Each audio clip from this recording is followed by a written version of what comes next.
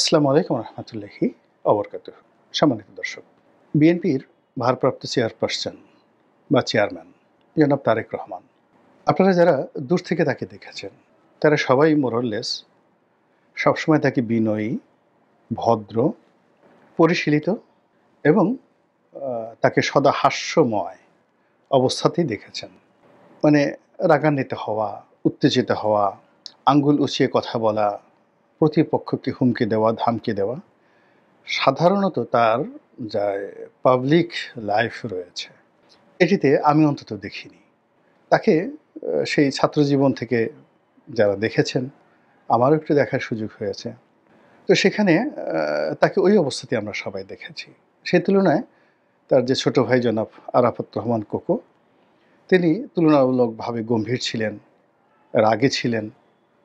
কারো সঙ্গে তিনি রাগ হয়ে যেতেন। এইটা মোরলেস সবাই জানেন। কিন্তু জনাব তারেক রহমান সাধারণত ওনার যে রাগ এটি উনি অলক্ষ্যে প্রদর্শন করেন। আর প্রকাশ্যে কারো সঙ্গে দেখা হলে উনি ভদ্রতা বজায় রাখেন, হাসি মুখে কথা বলার চেষ্টা করেন এবং খুব দ্রুত সিদ্ধান্ত দিতে পছন্দ করেন। সেই ২০০১ থেকে আপনি আজ অবধি যদি দেখেন তাহলে তার সিদ্ধান্ত গ্রহণের ক্ষেত্রে তিনি সাধারণত গড়িমসি করেন না। রাজনৈতিক জীবনের বাইরে তার দাম্পত্য জীবন রয়েছে। তারপর একটা সময় ব্যবসা-বাণিজ্য করতেন জনাব গিয়াসউদ্দিন আল মামুন সাহেবের সঙ্গে। তার একটা অফিস ছিল মার্শাল ডিস্টিলারিজের অফিস এবং সেই অফিসটি বেশ কিছুদিন পাশাপাশি ছিল আমাদের। আমার ৫৩ মতিঝিল যে মডার্ন ম্যানশন অফিস ছিল, ওই বিল্ডিংয়ে তাদের অফিস ছিল, অর্থাৎ জনাব তারেক রহমান এবং তার যে মামা সাইদ ইস্কান্দার সাহেব তাদের অফিস ছিল। তো আমাদের প্রায়ই লিফটে দেখা হতো। তো সেই যে লিফটে দেখা হতো তিনি কোনো রকম প্রধানমন্ত্রীর ছেলে হিসেবে ওভাবে দাপট দেখানো বা আলাদা স্বতন্ত্র বৈশিষ্ট্য দেখানো ওটা কখনো তিনি করেননি। লাইনে দাঁড়িয়ে চুপচাপ উঠেছেন। মানুষজন সালাম দিলে তিনি সালাম বিনিময় করেছেন বা তিনি সালাম দিয়েছেন। তো এই যে তার এই যে স্বাভাবিক বৈশিষ্ট্য, এই বৈশিষ্ট্যের বাইরে গিয়ে তিনি যদি হঠাৎ রেগে যান, it means it's a bad signal for him. এবং অ্যাট দ্য সেম টাইম তার যারা পার্টি ম্যানার রয়েছেন, দলের যারা লোকজন রয়েছেন তাদের জন্য খুবই একটা খারাপ সংবাদ। আপনারা জানেন যে একটা বিখ্যাত কথা রয়েছে, রেগে গেলেন তো হেরে গেলেন। আর মানুষ রাগ হয় সাধারণত আতঙ্ক থেকে, ভয় থেকে, অস্থিরতা থেকে, অনিশ্চয়তা থেকে। এখন গত সেই ১৫ বছর ধরে বিভিন্ন প্রতিকূল অবস্থা তিনি অতিক্রম করেছেন। সাবেক প্রধানমন্ত্রী শেখ হাসিনার কটাক্ষ, একাধিক মামলা, তারপরে দলের অভ্যন্তরীণ হানাহানি, কাটাকাটি, গ্রুপিং, কিন্তু উনি কখনোই মেজাজ হারাননি। উনি ওনার মতো করে সিদ্ধান্ত নিয়েছেন। কিন্তু হাল আমলে দেখা যাচ্ছে যে তার চেহারার সে জৌলুস আগের মতো নেই। এখন অনেকটা বিবর্ণ হয়ে গেছেন, নিষ্প্রভ হয়ে গেছেন এবং সর্বশেষ যে তারুণ্যের যে মহাসমাবেশটি হয়ে গেল, সেখানে তিনি যে ভাষায় বক্তব্য দিয়েছেন, যেভাবে নিজের উত্তেজনা তিনি প্রকাশ করেছেন এবং যেভাবে তিনি ২ হাত উঁচু করে বলতে গেলে বক্তব্য দিতে গিয়ে তিনি একেবারে চেয়ার থেকে দাঁড়িয়ে যাওয়ার মতো পর্যায়ে পৌঁছে গিয়েছেন এবং যেভাবে তিনি বলেছেন, দিল্লি নয়, পিন্ডি নয়, নয় অন্য কোনো দেশ, শুধুই বাংলাদেশ। তো এই শব্দগুলো উচ্চারণ করতে গিয়ে তার কণ্ঠের যে স্বাভাবিকতা ছিল না। কণ্ঠর যে স্কেল এটা অনেক ঊর্ধ্বে উঠে গিয়েছিল। ফলে গলার যে স্বাভাবিক স্বর এটা ভেঙে গিয়েছিল। ২ নম্বর হলো যে এই কথা বলতে গিয়ে তার মুখের যে ভঙ্গি হয়েছিল, তার চোয়াল যেভাবে শক্ত হয়ে গিয়েছিল, এটি আমি কখনো তার জীবনে দেখিনি। তো অবস্থা দৃষ্টে মনে হচ্ছে যে তিনি আর ধৈর্য রাখতে পারছেন না। দ্বিতীয়ত তার মধ্যে একটা আতঙ্ক, অস্থিরতা কাজ করছে। আর তৃতীয়ত তিনি এই মুহূর্তে কাউকে বিশ্বাস করতে পারছেন না। এই ব্যাপারে সংক্ষেপে আলোচনা করব। তার আগে তার আরেকটি কথা বলে নেই। সেটা হলো যে তাকে সবসময় আমরা ওয়েল বিহেভড অবস্থায় দেখেছি। কিন্তু একবার তিনি রেগে গিয়েছিলেন যখন সর্বশেষ তিনি যাকে বলা হয় ক্ষমতায় ছিলেন, অর্থাৎ ২০০১ থেকে ২০০৬। একটা হলো প্রকাশ্যে তিনি জনসভায় রেগে গিয়েছিলেন আরেকটা হলো টেবিল 1-to-1, সেখানেও তিনি মেজাজ হারিয়ে ফেলেছিলেন। তো প্রথমটি ছিল ঢাকা বিশ্ববিদ্যালয়ের যে সুইমিং পুল আছে ওই মাঠে একটা সমাবেশ করেছিলেন তিনি, এবং সেখানে প্রধান অতিথির বক্তব্য দিতে গিয়ে তিনি লগি বৈঠার জবাব দেওয়ার জন্য, অর্থাৎ আওয়ামী লীগকে জবাব দেওয়ার জন্য তিনি বলেছিলেন যে আমাদেরও কাস্তে আছে, মানে ধান কাটার জন্য যে কাশি বলি, তো তিনি সেই বলছিলেন যে আমাদেরও ওই ধান কাটার জন্য কাস্তে আছে। তো সেই কাস্তে দিয়ে যদি আমরা আক্রমণ করি তাহলে ওই সমস্ত লগি বৈঠা থাকবে না। সমস্ত মানুষ হৈ হৈ করে উঠেছিল। কিন্তু আমি সেই দিনই বুঝতে পেরেছিলাম যে উনি মেজাজ হারিয়ে ফেলেছেন, এবং বর্তমান যে রাজনৈতিক পরিস্থিতি, হাওয়া ভবনের মাধ্যমে তিনি যেভাবে নিয়ন্ত্রণ করছিলেন 2006 সনের সেই প্রথম দিকে এসে বা 2005 সনের শেষের দিকে এসে কোনো কিছু তার নিয়ন্ত্রণে ছিল না। ফলে তিনি মেজাজ হারিয়ে ফেলেছিলেন, যা কিনা তার বক্তব্যে আমরা সেটা দেখতে পেরেছি, এবং সেটার পরিণতিতে একটা 1/11 এবং 1/11 পরিণতিতে তার এবং তার পরিবারের উপর যে জুলুম, যে অত্যাচার এবং যে অবর্ণনীয় যাকে বলে দুর্ভোগ এবং দুর্দশা এসেছে, ওটা থেকে কিন্তু তারা এখনো বের হতে পারেননি, ওই ট্রমা থেকে।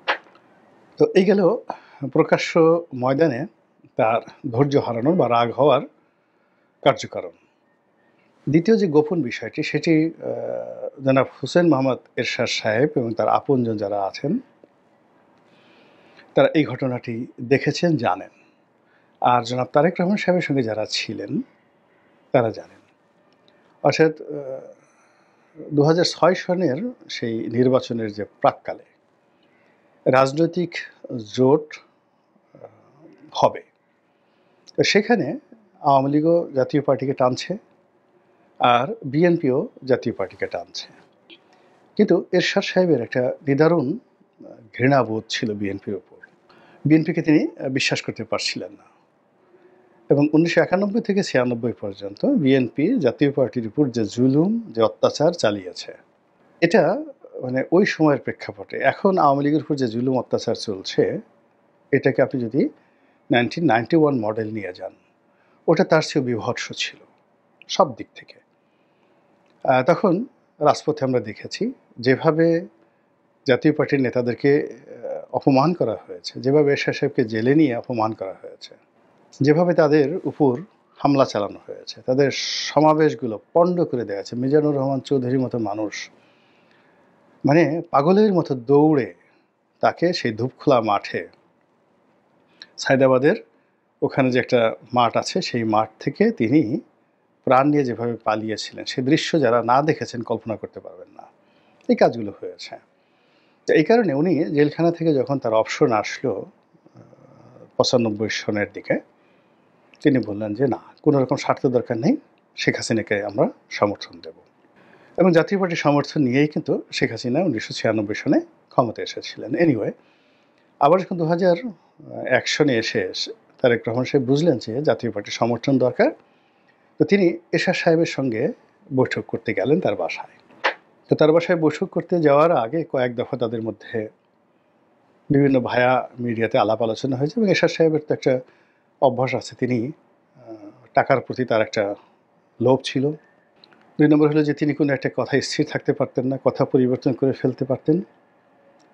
আর 3 নম্বর হলো যে বিএনপির প্রতি তার একটা ম্যালিস এবং প্রিজুডিস ছিল, অর্থাৎ একটা বিদ্বেষ ছিল এবং একটা কুসংস্কার ছিল এই দুটো দলের প্রতি। আবার বিএনপির যারা লোকজন তারাও মনে করেন শহীদ প্রেসিডেন্ট জিয়াউর রহমানের হত্যাকাণ্ডের পেছনে এরশাদ সাহেবের একটা হাত আছে। ফলে এখানে একটা মনস্তাত্ত্বিক দূরত্ব ছিল। সেই দূরত্ব নিয়ে যখন জনাব তারেক রহমান এবং জনাব এরশাদ তারা একটা নেগোসিয়েশন করার জন্য বসেছিলেন, ঠিক সেই সময়টিতে তারেক রহমান সাহেব মেজাজ হারিয়ে ফেলেছিলেন, এবং মেজাজ হারিয়ে জনাব এরশাদ সাহেবকে যে কথাগুলো বলেছিলেন, সেই কথার প্রেক্ষিতে সেই 2006 সনের রাজনীতির সমস্ত ইতিহাস পাল্টে যায়। একটা 1/11 আসে এবং বিএনপির সেই যে দুর্ভোগ এবং দুর্দশা, সেটা সূচিত হয়ে যায়। তো আমি দুটো কথা বললাম অতীতের। তো সেই দিক থেকে যদি আপনি এই বর্তমান সময়টিতে এসে জনাব তারেক রহমানের মেজাজ হারানো, তার রেগে যাওয়া এবং তিনি যে কাজগুলো করেন না সেই কাজগুলো করার ব্যাপারে আপনি যদি এর মনস্তাত্ত্বিক বিষয়, রাজনৈতিক প্রেক্ষাপট এগুলো আপনি ধর্তব্যের মধ্যে আনেন, তাহলে বুঝতে পারবে যে বিএনপি এখন একটা ট্র্যাপের মধ্যে পড়ে গেছে। এবং সেই ট্র্যাপের মধ্যে পড়ে বিএনপির প্রায় সব শীর্ষ নেতার মধ্যে এক ধরনের ভয়, আতঙ্ক কাজ করছে। সে আতঙ্ক সেনাবাহিনী নিয়ে, সে আতঙ্ক আরেকটা 111 নিয়ে হতে পারে, সে আতঙ্ক জেনারেল ওয়াকারকে নিয়ে হতে পারে, দিল্লিকে নিয়ে হতে পারে, ডক্টর মোহাম্মদ ইউনূসকে নিয়ে হতে পারে, নানা রকম। সত্যিকার অর্থে বিশ্বাস করে স্থিরভাবে দাঁড়িয়ে একটা সিদ্ধান্ত নেওয়ার মতো অবস্থা এখন বিএনপির মধ্যে নেই বললেই চলে। এবং সেটাকে অর্থাৎ জনাব তারেক রহমান সাহেবকে ভয় দেখানোর জন্য, সেটা র বলেন কিংবা অন্য যে কোনো পক্ষ, নাম বললাম না, তারা যে সকল নাটক করছে, যেমন এই যে এখন সুব্রত বাইনকে গ্রেপ্তার করা হলো, মোল্লা মাসুদকে গ্রেপ্তার করা হলো, বলা হলো যে তাদেরকে হত্যার জন্য একটা প্ল্যান শেখ হাসিনার জমানা থেকেই চলে আসছিল এবং সেই প্ল্যানটা বাংলাদেশে ছিল না, সেই প্ল্যানটা ছিল লন্ডনে নামাজ পড়ার সময় তাকে গুলি করে মারা হবে। হঠাৎ করে এই মোল্লা মাসুদ এবং সুব্রত বাইনের যে প্রসঙ্গটি সামনে এলো, এটি খুবই অ্যালার্মিং। অর্থাৎ এখন যারা রাজনীতির ময়দানের খেলোয়াড় আছেন তারা সবাই চাচ্ছেন যে তারেক রহমান সাহেব যেন না আসেন।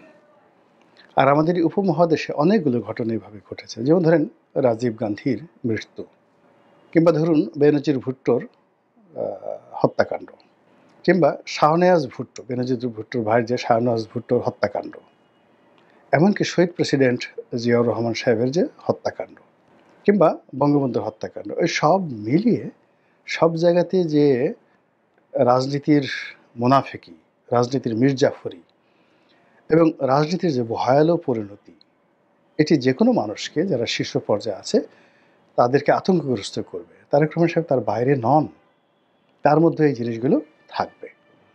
এখন বক্তব্য হলো যে শেখ হাসিনার জমানাতে সে 2009 থেকে বা আরও আগে 111 থেকে শুরু করেন, সেই 111 থেকে একেবারে 2025 সন পর্যন্ত তিনি উত্তেজিত হলেন না, তিনি রাগ হলেন না, তিনি ভয় পেলেন না। অথচ গত 9 মাসে তিনি বলতে গেলে তার যে স্ট্রেংথ, তার যে